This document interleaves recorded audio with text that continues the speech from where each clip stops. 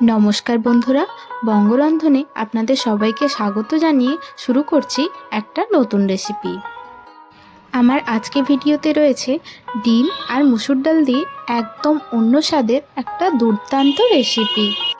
এই রেসিপিটি দারুণ টেস্টি আর স্বাদে অতুলনীয়। তো দেখতে থাকুন বঙ্গরন্ধন চ্যানেলের রান্নাগুলো। তো দেখুন, এই রান্নাটির জন্য আমি 2 কাপ মুসুর ডাল নিয়েছি।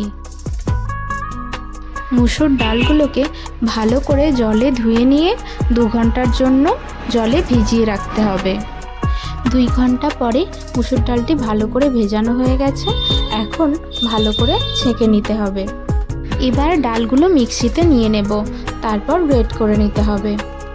তো এখানে সামান্য পরিমাণে জল দিয়ে মুসুর ডালটিকে মিক্সিতে গ্রাইন্ড করে নিচ্ছি। মিহি করে বেটে নিলেও হবে, আবার সামান্য গোটা গোটা থাকলেও কোনো অসুবিধে নেই।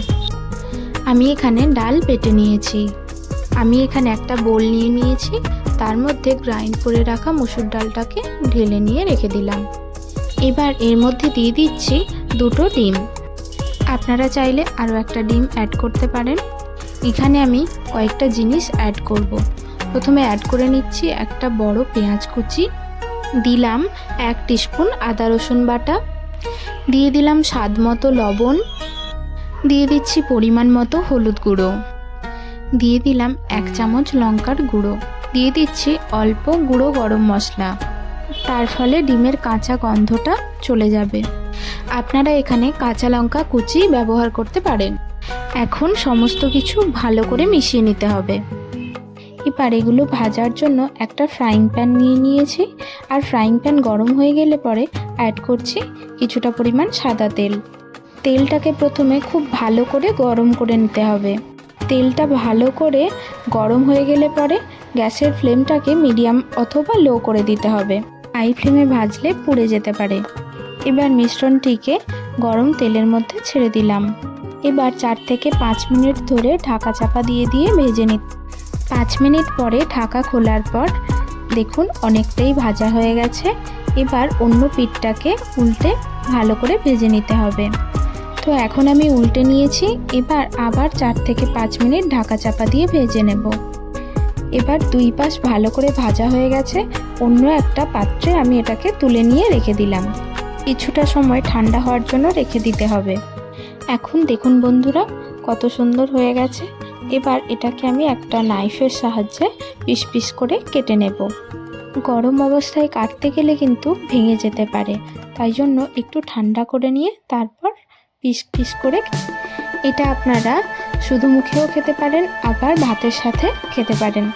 এটা খেতে কিন্তু দারুণ লাগে। আপনারা অবশ্যই একবার ট্রাই করে দেখবেন। এখানে বলে রাখি, এই রেসিপিটা কিন্তু অন্যভাবেও করা যেতে পারে।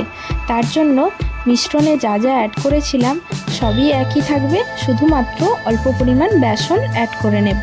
তারপর ভালো করে মিক্স করে নিতে হবে। এবার ফ্রাইং প্যানে সাদা তেল অ্যাড করে দিলাম। তারপর তেলটাকে খুব ভালো করে গরম করে নিয়েছি। এবার ফ্রাইং প্যানের মধ্যে একটা চামচের মাধ্যমে আমি ব্যাটারটিকে দিয়ে দিচ্ছি তেলের মধ্যে। আগে আমি যেভাবে ভেজে নিয়েছিলাম তাতে করে চৌকো চৌকো পিস পিস করে কেটে নেওয়া হয়েছিল, কিন্তু এখন আমি চামচের মাধ্যমে গোল গোল করে বড়া তৈরি করে নিতে পারি। আবার ঢাকা চাপা দিয়ে 5 মিনিট ধরে ভেজে নিতে হবে। তো ঢাকা খোলার পরে এক পাশ হয়ে গেছে, অন্য পাশটাও ভেজে নিতে হবে। তো এখানে উল্টে পাল্টে ভেজে নিচ্ছি বড়াগুলোকে। তরকারিতে এই বড়াগুলোও দিয়ে দিতে পারেন, অথবা শুধু মুখে খাওয়ার জন্যও রেখে দিতে পারেন। ঢাকা চাপা দিয়ে ভেজে নিতে হবে। এখন বড়াগুলো ভাজা হয়ে গেছে, অন্য একটা পাত্রে তুলে নিচ্ছি। তাহলে এখন ভাজাভুজি শেষ। এবার তরকারি রান্না করার জন্য এখানে আমি নিয়েছি একটা বড় আলু কেটে নিয়েছি টমেটো কুচি, একটা বড় টমেটোই ব্যবহার করেছি, নিয়েছি আদা কুচি, নিয়েছি একটা বড় পেঁয়াজ কুচি, আর নিয়েছি কয়েকটা রসুনের কোয়া। আদা রসুন আমি গ্রেট করে নেব। এবার গ্যাসে কড়াই বসালাম। তারপর কড়াই গরম হয়ে গেলে দিয়ে দিলাম সর্ষের তেল। আপনারা চাইলে সাদা তেলও ব্যবহার করতে পারেন। আমি এখানে সর্ষের তেলেই রান্নাটা করব। প্রথমে আলুগুলোকে ভালো করে ভেজে নেব। তাই জন্য দিয়ে দিলাম পরিমাণ মতো হলুদ গুঁড়ো আর পরিমাণ মতো লবণ। তারপর ভালো করে মিশিয়ে নিয়ে আলুটাকে ভেজে নিচ্ছি। আলু ভাজা হয়ে গেছে, একটা থালার মধ্যে তুলে নিয়ে রেখে দিলাম। এখন কড়াইতে অ্যাড করলাম আরও কিছুটা পরিমাণ সর্ষের তেল। তেল গরম হয়ে গেলে পরে অ্যাড করে দিলাম ফোড়ন হিসেবে 2টো শুকনো লঙ্কা, 1 চামচ গোটা জিরে, দারুচিনি, এলাচ আর লবঙ্গ। তেলের সাথে কয়েক সেকেন্ড ধরে ভালো করে মিশিয়ে নিতে হবে। এই সময় গ্যাসটিকে লো টু মিডিয়াম ফ্লেমে রাখতে হবে। এবার অ্যাড করে দেব আদা রসুনের পেস্ট। আদা রসুনের পেস্টটিকে তেলের সাথে ভালো করে মিশিয়ে নিতে হবে। কয়েক সেকেন্ড ভালো করে নাড়াচাড়া করে নিলাম। এবার অ্যাড করব আগে থেকে কেটে রাখা পেঁয়াজ কুচি। আবারও পেঁয়াজটিকে ভালো করে ভেজে নিতে হবে। যতক্ষণ না পর্যন্ত পেঁয়াজটা নরম হচ্ছে ততক্ষণ ভালো করে ভেজে নিতে হবে লাল লাল করে। এখন আমি দিয়ে দিচ্ছি টমেটো কুচি। পেঁয়াজের সাথে টমেটোগুলোকে ভালো করে মিশিয়ে নিতে হবে। এবার দিয়ে দিচ্ছি স্বাদ মতো লবণ। লবণ দিলে টমেটোটা অনেকটাই নরম হয়ে যাবে। আর এখন অ্যাড করে দিলাম সামান্য পরিমাণে হলুদ গুঁড়ো। ভালো করে মশলাগুলোকে কষিয়ে নেব। মশলার মধ্যে অ্যাড করে দিলাম 1 চামচ শুকনো লঙ্কার গুঁড়ো আর দিয়ে দিলাম 1 চামচ জিরে গুঁড়ো। এবার সামান্য পরিমাণ জল দিয়ে ভালো করে মশলাগুলোকে কষিয়ে নেব। এখানে বলে রাখি, আপনারা যত সুন্দরভাবে এই মশলাটা কষাবেন ততই কিন্তু টেস্ট বাড়বে। আমি এখানে অল্প অল্প জল অ্যাড করে মশলাটাকে কষাচ্ছি। মশলাটাকে মোটামুটি 3 থেকে 4 মিনিট ভালো করে কষিয়ে নিতে হবে।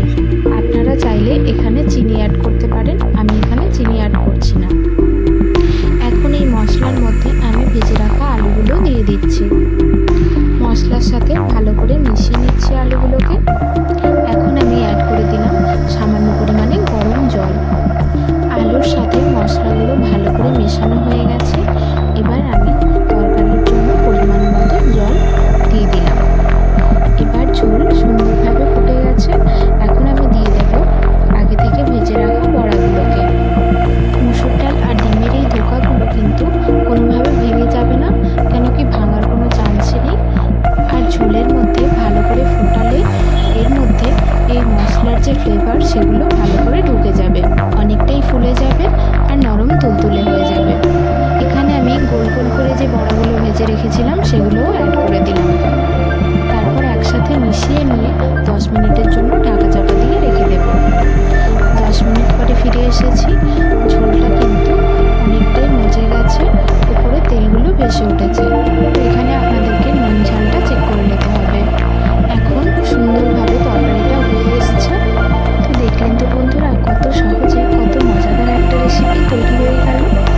বাড়িতে মাছ বা মাংস না থাকলেও ডিম আর মুসুর ডাল দিয়ে তৈরি এই রেসিপিটি অবশ্যই একবার ট্রাই করবেন। 8 থেকে 80 সবারই পছন্দ হবে। তো রান্না হয়ে গেছে। এখন গ্যাসের ফ্লেমটাকে অফ করে দিলেই ব্যাস, তরকারি রেডি। বঙ্গরন্ধন চ্যানেলের রান্নার ভিডিওগুলো যদি আপনাদের ভালো লাগে তাহলে অবশ্যই একটা লাইক করবেন।